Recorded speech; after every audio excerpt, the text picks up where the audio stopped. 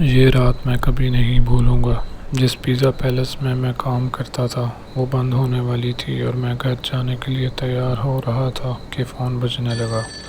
اس رات میں کاؤنٹر پر اکیلا کام کر رہا تھا، اس لیے میں کالز لے رہا تھا۔ میں نے فون اٹھایا، مکمل خاموشی تھی، لہٰذا میں نے فون رکھ دیا۔ تقریباً 1 منٹ بعد فون دوبارہ بجنے لگا۔ میں نے دوبارہ فون اٹھایا، پھر بھی خاموشی تھی۔ میں فون رکھنے والا تھا کہ اچانک مجھے فون کے دوسرے سرے پر ایک بوڑھی عورت کی بہت کمزور اور سرد آواز سنائی دی۔ اس نے کہا کہ اسے ایک ریگولر پیزا چاہیے۔ فون پر میں نے شائستگی برقرار رکھی، مگر اندر سے میں چیخ رہا تھا۔ میں بس اپنی شفٹ ختم کر کے گھر جانا چاہتا تھا۔ میں نے اپنے باس کو آواز دی کہ کوئی ڈیلیوری مانگ رہا ہے۔ انہوں نے کہا کہ مجھے جانا ہوگا۔ پہلے تو مجھے غصہ آیا، لیکن پھر مجھے خیال آیا کہ یہ ایک اور ٹپ ہے اور بوڑھے لوگ عموماً اچھی ٹپ دیتے ہیں، اس لیے میں نے فیصلہ کیا کہ چلو ٹھیک ہے، کر لیتا ہوں۔ میں نے پتہ نوٹ کیا اور انہیں بتایا کہ پیزا جلد ہی پہنچ جائے گا، لیکن انہوں نے فون رکھ دیا۔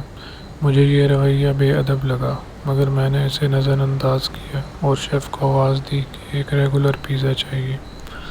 میرے باس نے کہا کہ ڈیلیوری کے بعد سیدھے گھر چلے جانا کیونکہ جگہ بند ہو جائے گی۔ تقریباً 10 بجے میں اپنی گاڑی میں بیٹھا اور ایڈریس کو اپنے جی پی ایس میں ڈالا۔ یہ گھر 7 میل دور تھا۔ جی پی ایس نے مجھے شہر کے ایک خاموش علاقے میں پہنچا دیا۔ میں گھر پہنچا۔ یہ ایک چھوٹا سا 1 منزلہ مکان تھا، بہت خاموش اور خالی۔ بلاک پر میں نے پیزا لیا اور دروازے پر جا کر بیل دی۔ گھر میں کوئی لائٹس نہیں جل رہی تھیں۔ مجھے امید تھی کہ اس نے غلط پتہ نہیں دیا۔ میں نے دوبارہ بیل دی، مگر پھر بھی کوئی جواب نہیں ملا۔ میں ہار ماننے والا تھا کہ اچانک میں نے اپنا سر موڑا اور کھڑکی میں کسی کو کھڑا دیکھا۔ میں پہلے تھوڑا ڈر گیا اور پیچھے ہٹ گیا، مگر پھر میں کھڑکی کے قریب جا کر دیکھنے لگا۔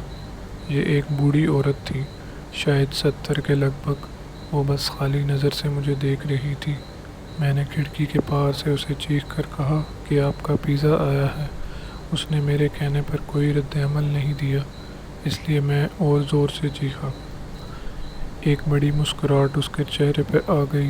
یہ کوئی خوشگوار مسکراہٹ نہیں تھی، یہ ایک ایسی مسکراہٹ تھی جس نے میری ریڑھ کی ہڈی میں سردی کی لہر دوڑا دی۔ مجھے اب بھی اس کا وہ چہرہ یاد ہے جو اس نے کھڑکی کے پار بنایا تھا۔ میں کافی ڈر چکا تھا، اس لیے میں واپس گاڑی میں جا کر بیٹھ گیا اور پیزا کو مسافر سیٹ پر رکھ دیا۔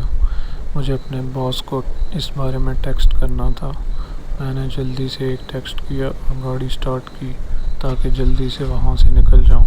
میں نے دائیں طرف دیکھا تو وہی عورت مسافر سیٹ کے باہر کھڑی تھی، وہی نظر مجھ پر ڈال رہی تھی جیسے پہلے۔ میں نے گاڑی کو ڈرائیو میں ڈالا اور سڑک پر آگے بڑھا، پیچھے دیکھے بغیر۔ میرے باس نے مجھے کبھی دوبارہ رات کے وقت ڈیلیوری پر نہیں بھیجا۔